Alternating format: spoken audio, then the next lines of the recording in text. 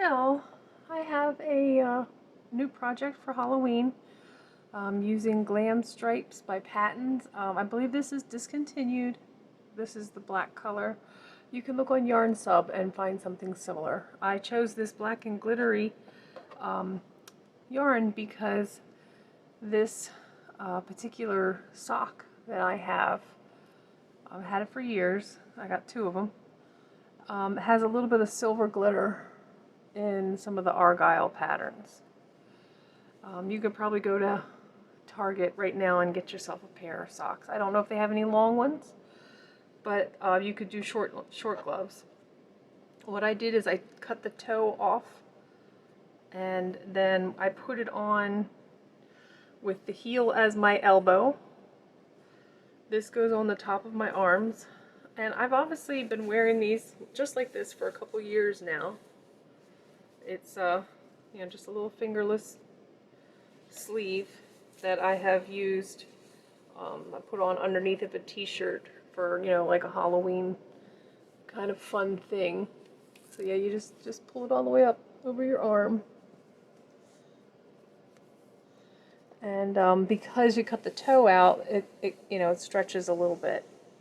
This, you leave the elastic from the top here so that it keeps tight against your hand. Now, I've worn it just like this for years, no problem, but I decided I wanted to, you know, glam it up and make it more like an opera-length glove. So at the top, I put in single crochet, and then I did a row of, it's either the moss stitch or the linen stitch. I always hesitate because I hear it said two ways. And then down here I did the same thing. I put single crochets in directly into the fabric, and then I did a moss stitch or a linen stitch. Just went around and around, and then I left room for my thumb, and I actually didn't have to put the whole thing on my arm. I just put it on backwards like this. And when I was ready to do my, because I'd gone up a couple of rows here and here, and then when I was ready to go over for the thumb hole, I just made a chain long enough to fit over my thumb while I'm sticking my thumb straight out. Because you could have, I could have easily have made it a little too tight or a little, and it wouldn't, you know, move with my thumb. So I made sure that I could stick my thumb straight out, and I did a chain that long. And then I went around again, and I went over it, completely over the chain stitch with single crochets, and then I went around it again with a moss stitch. The great thing about the moss stitch is it's really stretchy. So, you know, it fits a lot the same as it did before. It still has an elastic quality to it. And I'm probably not going to do anything else with this. I'm just probably going to just leave it just like this, because sometimes, you know, you got to kind of go with the theme. And this is more of a straight triangle shaped argyle pattern, so I didn't want to go too like lacy and frilly, so I think I'm going to probably end it here and maybe just do one more straight row around, just to kind of fill in this curve right here. But I think that's all I'm going to do. Anyway, I'm going to get started on here, but I think I'm going to use a different color yarn on a different sock, just so you can see it, because I think the black is a little too hard to show up in video. But I will show you how to make this with another sock and another color yarn. I'll be right back. Okay, I just wanted to show you that I use this sock as a little bit of a compression sleeve when my left arm starts to hurt after crocheting a lot. And so I did the same thing where I cut the toe off and I used the heel as the bend in my elbow. But one of the things I've noticed is that this rolls down after a while, and it can get really irritating just because it just gets caught on my t-shirt and stuff. But I'm going to show you how I add crochet to this existing sock as it is. And, you know, I might be able to wear it a little easier whenever my, my arm starts to hurt. So let me get some yarn to go with this and I'll be right back. Okay, so I found some sock yarn. It's Red Heart, Heart and Soul. I believe this is also discontinued. I tend to buy yarn as it goes on clearance, and so usually that means it's going to be discontinued soon. But again, you can find something similar on Yarn Sub. This is a one super fine. It's a lot thinner than this 3 Glam Stripes by Patons. So I'll probably do a lot more stitches. Let's see, it says this is sock yarn, so this is probably better because it's designed for socks. It has 73% wool, 27% nylon. That gives it a little stretch. It says I should use a 3.5 millimeter hook. So let's see. I also wanted to mention that I'm using a 2.5 millimeter hook, and it's a lot smaller because this is supposed to be a 3.5 recommended. I like to use a smaller hook to be able to punch through the fabric. So let me pop this on my foam grip. And I'm going to start at the top where the toe used to be. Let me make a slip knot.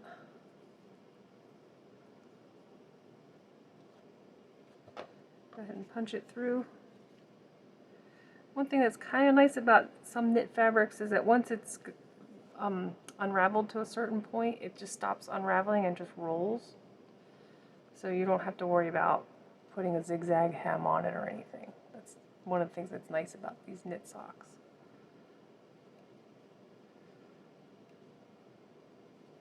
So there, I just did a slip stitch. I'm going to crochet over my my tail, and I do a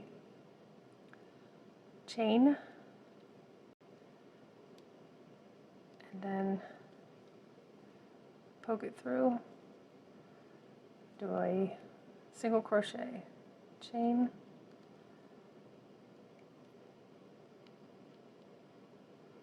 see there's the hole,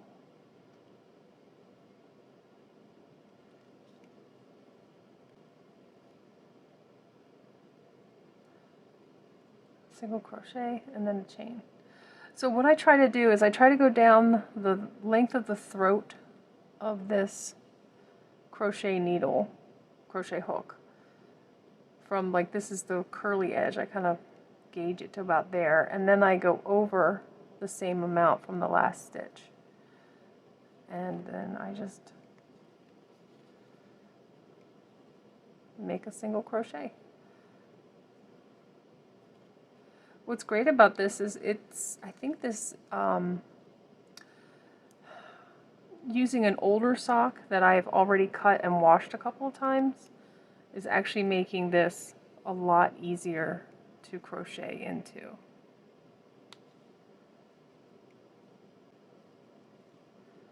So that's the theory. I will meet you back and I'll show you how to go into the second row of the moss and or linen stitch, depending on who you talk to. So I'm at the last stitch. I did my single crochet and then I did my chain stitch. I'm just going to slide it into that first chain stitch gap, just like that, and as I pull it up, I yarn over and I make my first standing stacked single crochet. Yarn over and do a chain stitch. I don't know why this is catching. Do a chain stitch and then go into the space in the next cluster. It's the chain, and right underneath of that chain stitch, that's where you put it.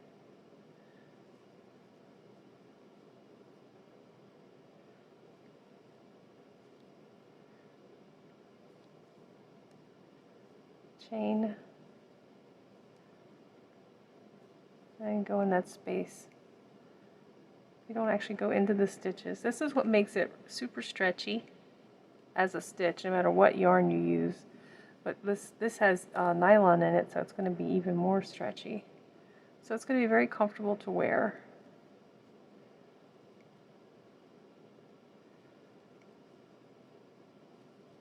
As you can see, I didn't completely cover my my tail when I went around. I just let it drop after a couple of stitches. So I think this is going to be so much more comfortable when I have to wear this, rather than having it roll down my arm, because, you know, it doesn't have any kind of elastic at the top.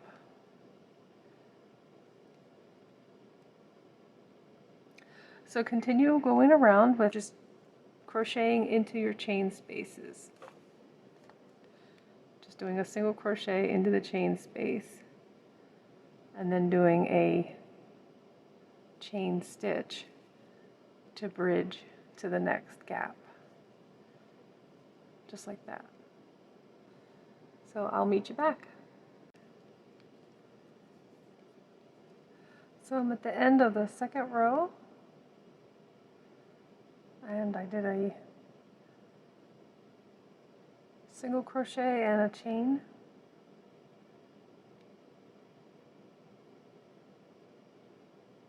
And then this is the first row of the first stitch of the second row. I'm right at the end. I do a standing single crochet, and I'm just going to pull the yarn up right now. I just want to show you how stretchy this is. You see that? That is pretty stretchy for crochet. It's great. I love it. It will flare out a little bit. I think the other one flared out as well. This one flared out a little bit, as you can see. See how it goes out? But that could be because I've been wearing it on my arm for several years now. Same with this one. But let's see what it looks like when it's on. But as you can see, it's stretched and it's not pinching. So I'm pretty happy with it. Chain stitch at the end and pull my yarn through, so the chain stitch will lock it down. Now I'm going to do hiding my ends, and hiding my ends in something that is stretchy is a little different than hiding your ends in something that isn't intended to be as stretchy as this.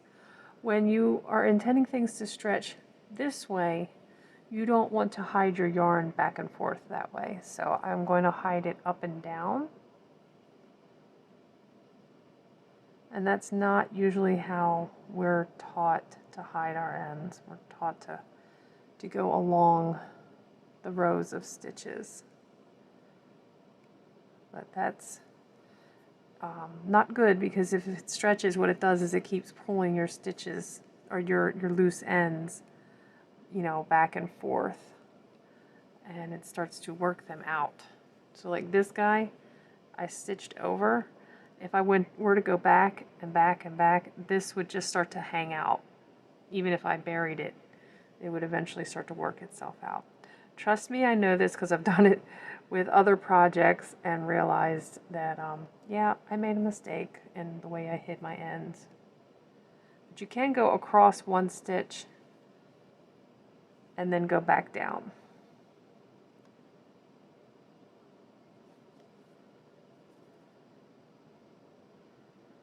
So that's just my tip of the day for hiding ends in stretchy crochet.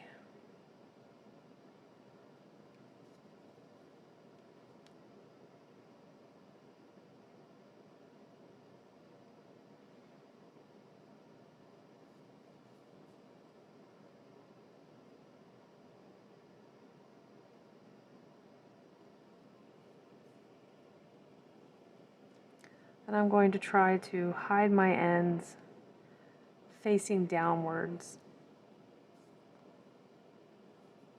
towards the inside rather than out.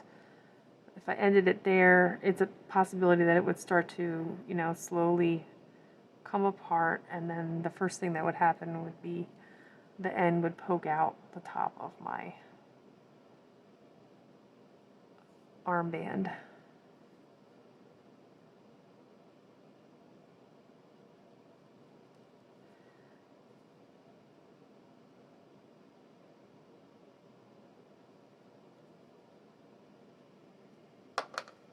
Okay, I think I'm going to end it there. I went up and down like 4 times. That's a lot.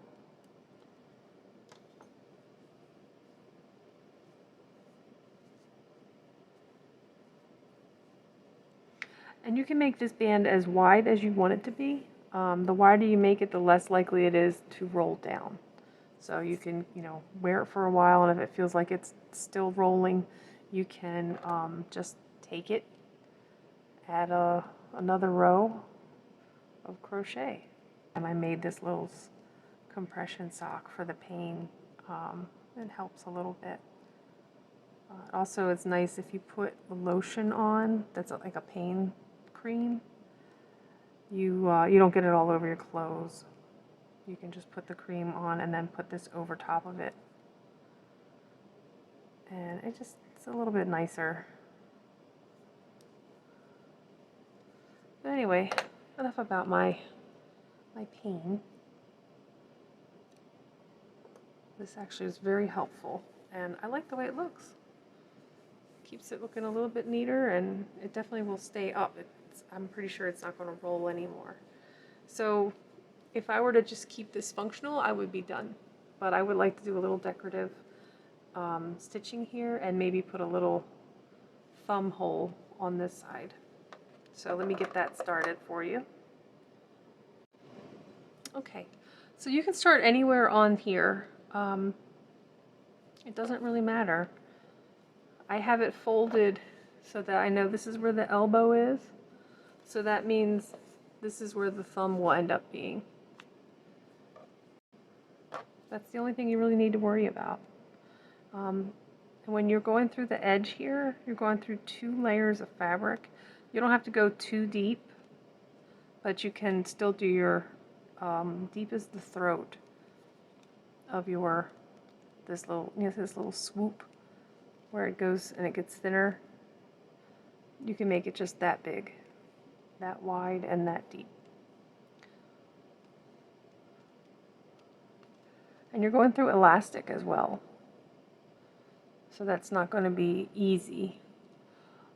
One of the reasons why I go down such a smaller hook like this is because the getting through the fabric isn't always easy. So you saw I did a slip stitch and then I did a chain. Now I'm going to go across. I'm going around my tail. Oops. I'm going to do a single crochet and then a chain.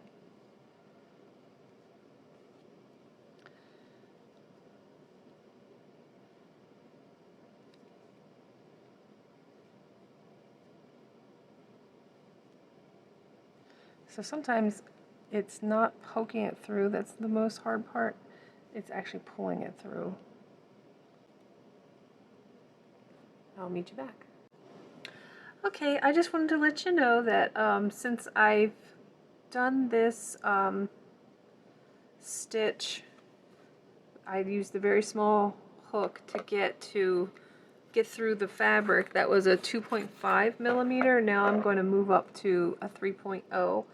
The hook recommended is 3.25, but I'm going to see what this 3.0 feels like on around, just because it is starting to get a little tight as it moves up and out around my hands. So I want to increase my hook size. And I want to make sure, yeah, I did my chain stitch.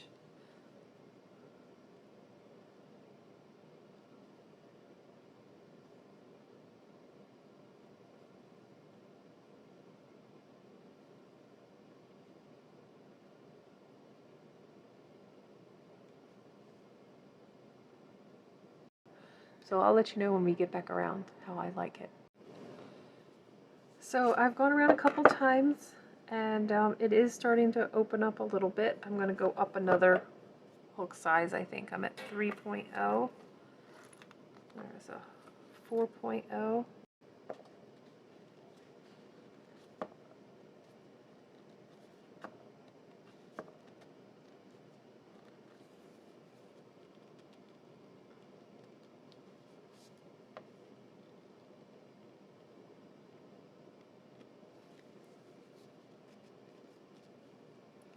And I hope this isn't going too far too fast, but we'll see.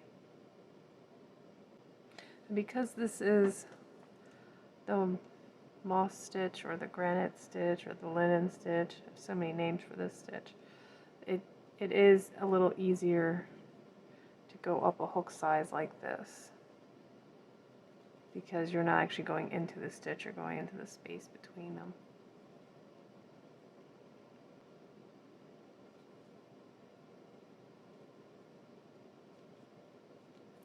And I'm at the point right now where I think it's like right here on me, so it's got to expand a little bit.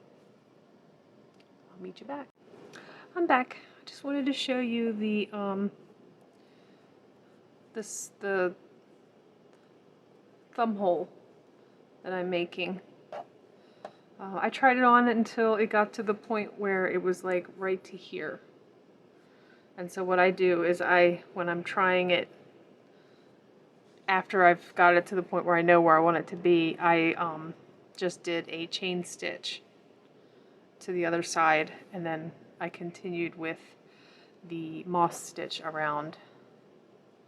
So I put my hand in. I knew I had tried it on this way all the way up, and it was just where I wanted it to be. It came up to here, and then I put it on this way, and I did a chain stitch. There's the chain stitch. And make sure that you put your thumb, stick it out as far as possible, so that you've got the most range. And it's going to be kind of a big thumb hole, but at least nothing will be obstructed. Then I continued to crochet around, doing the moss stitch, and now I'm back around again. And I'm going to show you how I incorporate this chain. Just crochet around it, not into it.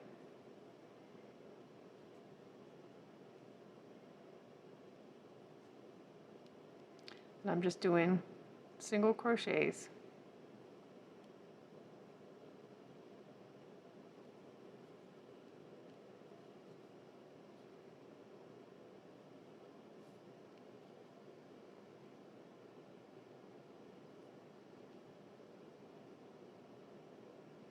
Until I get over to here. I'll meet you back. So here it is. I've crocheted over top of it all the way across. There's a space because I immediately went into the moss stitch when I finished my joining chain stitch. And so now I can do the moss stitch all the way around again.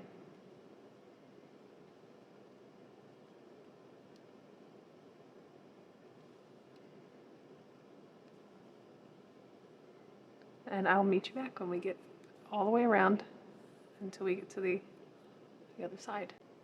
Okay, so now I've come around, and now it's time to start the moss stitch going up.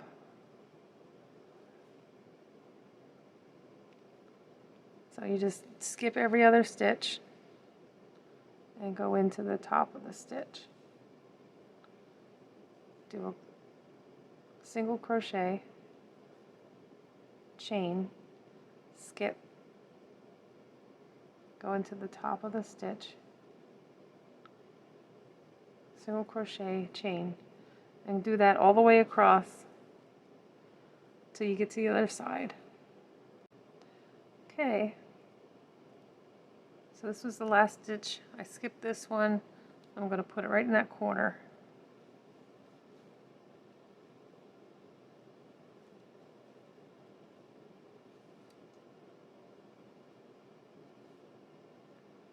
you just keep going, finding those gaps, making a gap, finding a gap, and keep going around. Okay, so I've made it all the way around again, and now I have my moss stitch gaps, or linen stitch gaps, or granite stitch gaps, whatever you want to call it. This is a great stitch because it's stretchy, it's very forgiving.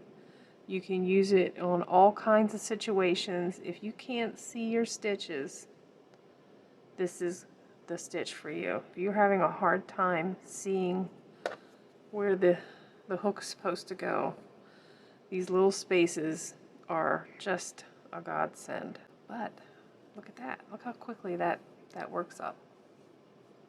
I will see you back when I'm done. Okay, so I'm going to just do a little slip stitch here to end it. I think I'm done.